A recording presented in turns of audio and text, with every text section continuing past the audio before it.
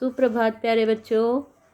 आज हम कक्षा 9वीं का कृतिका का अध्याय माटी वाली औरत करेंगे, जिसे विद्यासागर नोटियाल ने लिखा है। माटी वाली एक बूढ़ी महिला की कहानी है जो घर घर में माटी पहुंचाने का काम करती है। यानी पहले लोग अपने घरों को, चौके को, चूल्हे को मिट्टी से लिपा करते थे, तो मिट्टी पहुंचाने का काम वह करती है। टिहरी में भागीरथी नदी पर बहुत बड़ा बांध बनाया गया था, जिसमें पूरा टिहरी शहर और उसके आसपास के गांव जो हैं बाढ़ में डूब गए। अभी तक जो लोग अपने घरों और व्यवसाय से जुड़े थे, उनके सामने अचानक विस्थापित होने का संकट उपस्थित हो गया। विस्थापित होना बच्चों, एक जगह को छोड़कर दूसरी जगह स्थापित होना। तो माटी वाली कहानी भी इसी विस्थापन की समस्या से जुड़ी हुई है। बूढ़ी माटी वाली पूरे टिहरी शहर में घर घर जाकर लाल मिट्टी देती है। उसी से उसका जीवन चलता है। ये लाल मिट्टी घरों की लिपाई पुताई के काम आती है। एक पुराने कपड़े की गोल गद्दी सिर पर रखकर उस पर मिट्टी का कनस्तर रखे हुए वह बूढ़ी औरत घर घर जाकर माटी बेचती है। उसे सारे शहर के लोग माटी वाली के नाम से ही जानते हैं। एक दिन माटी वाली मिट्टी लेकर एक घर में पहुंची तो मकान मालकिन ने उसे 2 रोटियां दे दी। माटी वाली ने उससे एक रोटी अपने सिर पर रखे हुए गंदे कपड़े में बांध ली। जब तक मालकिन चाय लेकर आई, वह चाय पीतल के एक पुराने गिलास में लाई थी। माटी वाली फूंक फूंक कर चाय पीने लगी।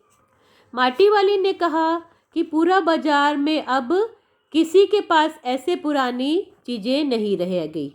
इस पर मालकिन ने कहा, ये पुरखों की जुटाई हुई चीज़ें हैं, ना जाने कैसे कैसे कष्टों में जीकर उन्होंने इन्हें खरीदा होगा। अब लोग इनकी कदर नहीं जानते। फिर वह कहती है कि जैसे किसी चीज़ का मोह बहुत बुरा होता है, टिहरी का मोह भी ऐसा ही है। टिहरी यानी जिस गांव में वो रहते थे। अब यहाँ से उजड़कर हम कहाँ जाएंगे। माटी वाली का कहना था कि जिसके पास जमीन थी और न कोई संपत्ति, उन्हें कोई ना कोई ठिकाना मिल ही जाएगा। लेकिन माटी वाली जैसे बेघर मजदूरों का क्या होगा, वो कहाँ जाएंगे। माटी वाली उस दिन 2-3 घरों में मिट्टी पहुंचाने के बाद 3 रोटियां बांधकर अपने बूढ़े पति के लिए ले आई थी। वह हर रोज इसी आस में बैठा रहता था कि आज वह अपने पति के खाने के लिए कुछ प्याज भी खरीद कर लाई थी कि कूटकर रोटी के साथ दे देगी। लेकिन जब वह घर पहुंची तो उसका बूढ़ा पति जो है मर चुका था।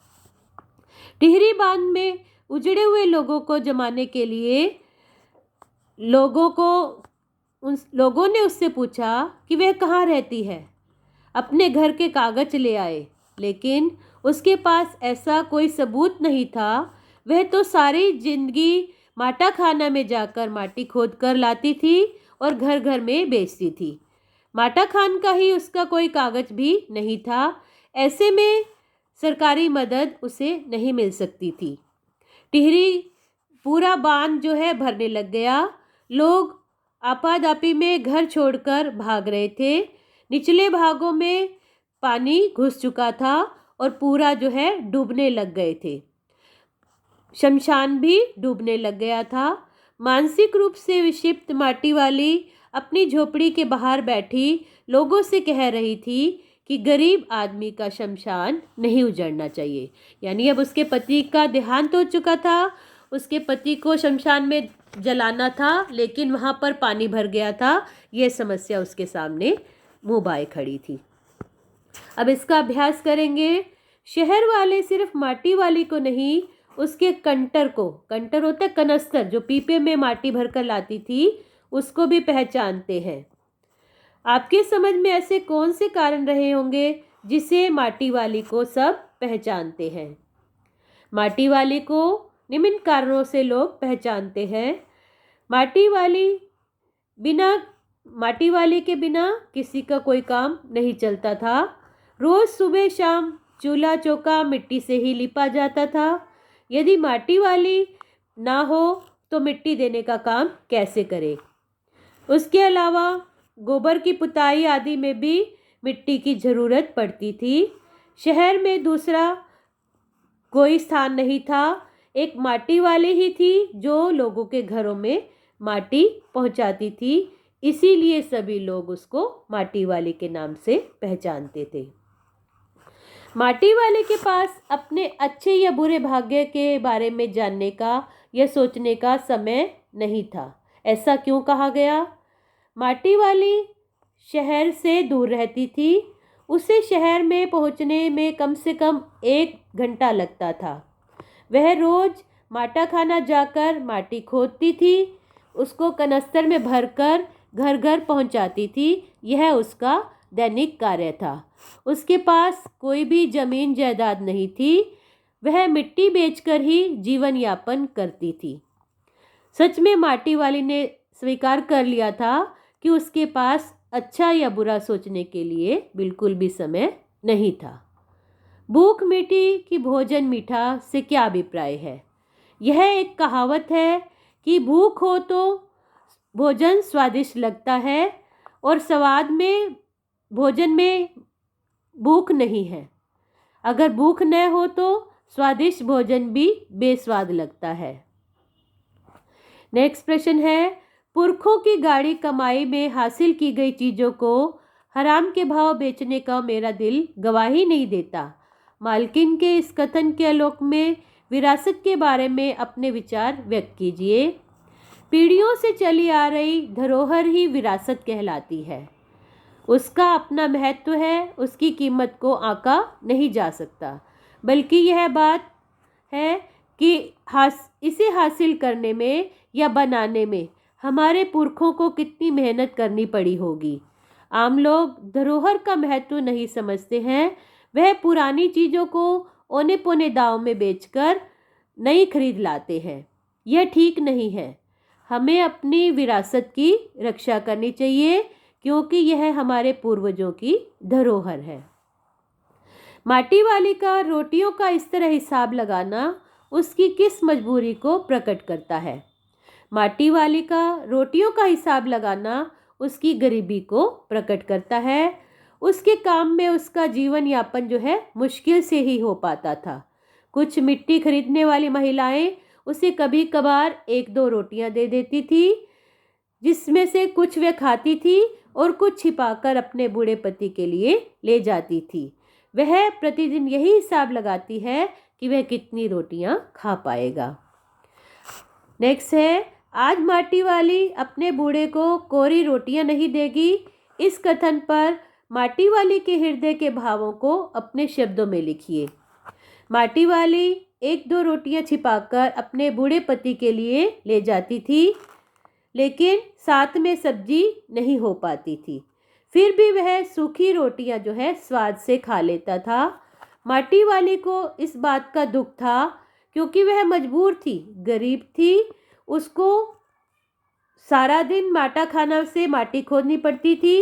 रोटी बनाने का समय ही नहीं मिलता था। इसीलिए जो कोई दूसरा देता था वह रोटियों को छिपाकर अपने बूढ़े पति के लिए ले आती थी।